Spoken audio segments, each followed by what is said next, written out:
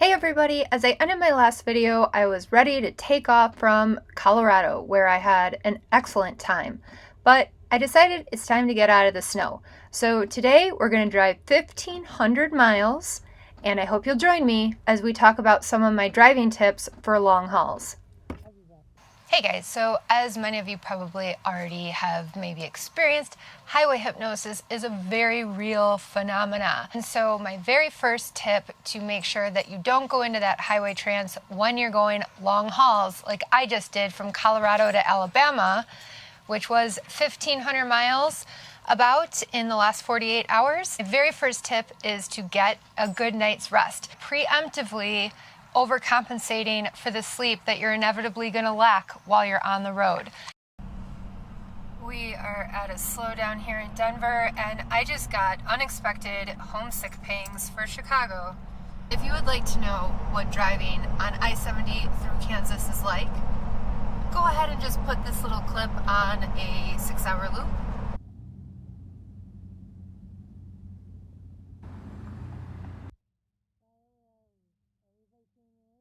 My second best practice or tip for long haul drives is to bring healthy road snacks. It's so easy to succumb to the temptation to just hit the drive-thru or whatever fast food is available at truck stops, but that's going to leave you heavy feeling, lethargic, full of sodium, and it's just not the right fuel. So just like I'm really mindful of where I stop for diesel fuel to make sure that I get clean, good diesel fuel for my truck, I try and make sure that I have clean, good fuel for my body too.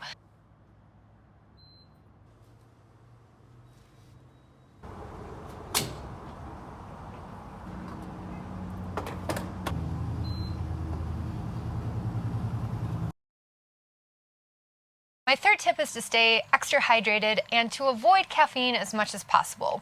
Now, I myself love coffee. I start every morning with a couple cups, and I enjoy tea sometimes too. But when I know that I'm driving or any time that I really want to be mindful of my energy levels, I make sure to slam a lot of water. Now, sometimes that means that you're going to make some extra potty stops, but that's okay. It's a worthy trade-off. There's actually a study that shows that 500 milliliters of water will increase the metabolic rate by about 30%. So you're better off having water and keeping your body hydrated to optimize your energy levels.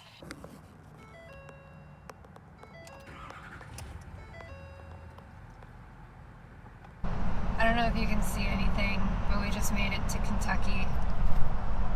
It's 1 a.m. Driving safely is the trick. My fourth tip is to use energizing aromas to keep you alert.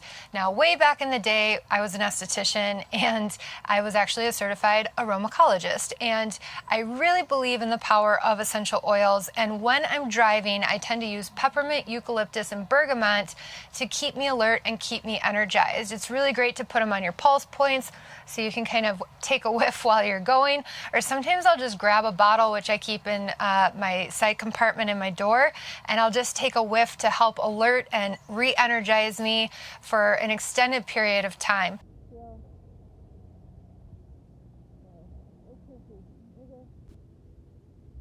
Got some nice RVs.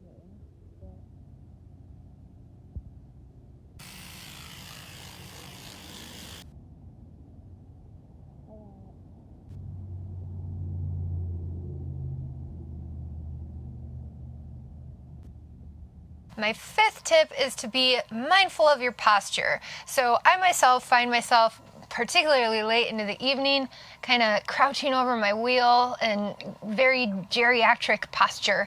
And so I take those moments to be mindful, to stretch, to re-straighten up, to kind of shift my hips around, make sure I don't have any sore points or I'm cutting off circulation or anything like that.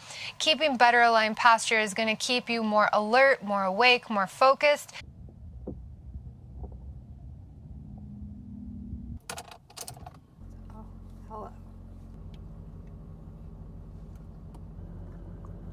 My sixth tip is to listen to interesting or funny audiobooks.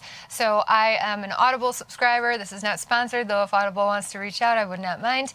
But I love audiobooks, and I try and use all that drive time as learning time. Driving is a really good opportunity to stimulate your mind either with new interesting topics that you love or to make yourself laugh, because if you're either very into something or you're laughing, it's super hard to fall asleep. Has proven this to me with his MRIs of my patients. Tennessee. Thank you. So 37. really, Take the exit, then continue straight.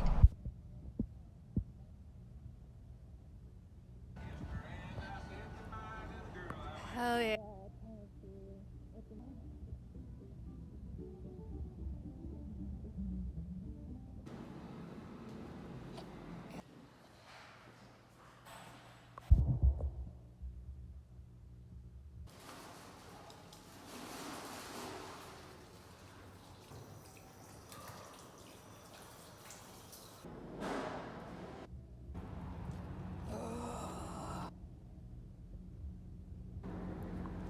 And my final or seventh tip is to use fuel stops as stretch stops. So anytime I get out for gas, I make sure that I move around, I stretch. I also give Riot 15-minute walk breaks, which allows both of us to get our blood circulation going, to take a breather, to refresh, be out in fresh air. And those rest stops, every time that I fill up, are a great way to re-energize me.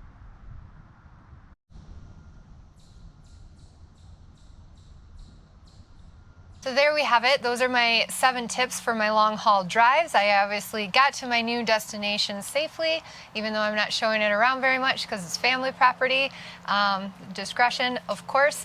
But while we're here, stopped in Alabama, I'm taking advantage of showers indoors, since I haven't had one of those in quite some time, maybe about a year and a half. And it didn't take too long before I needed to deal with some Nomad stuff anyway. The very next day after we rolled in, I had to go to the Ford dealership, not only for an oil change and a tire rotation, but I needed new brakes and new rotors on the front. You know, towing, that's extra important. You need that stopping power. And of course, the mountains in Colorado really put everything to the test. The truck is driving really well, and I know I'm safe for when we leave Alabama on to our next adventure, which I hope you'll join me for. So I hope you benefited from this video and you enjoyed coming along with us from Colorado to Alabama. I hope you got some good driving tips if you're planning a long haul yourself. But let's share whatever your long haul driving tips are in the comments below so that everyone can benefit and we have more safe nomads on the road doing short or long hauls, of course. Now, if you're wondering what I'm going to be up to while I'm here in Alabama, besides visiting family and taking a little bit of downtime, I'm going to be cleaning the trailer a little bit and starting to plan on rebuilding it. Naturally, when I started this adventure, I wasn't sure how long I was going to enjoy the lifestyle, so I didn't invest very much in my rig, and that's something that I recommend. If you're at all on the fence, don't put a lot of money into a big build-out or a super expensive RV. Kind of start simple. I knew the cargo trailer was a fine investment, or at least would have good resale value, but I didn't really invest much into the build out at all. But now, after 2.5 years on the road, I certainly want more comfort, I want a little more luxury, and I certainly want it to feel more like a home. So I'm excited over the next year. I'm going to slowly be remodeling, and I hope you'll join me for that as well. So thank you so much for watching this video. I hope that you did benefit. If you did, please consider giving it a thumbs up. Subscribe if you're interested in our future adventures, and we'll see you next time.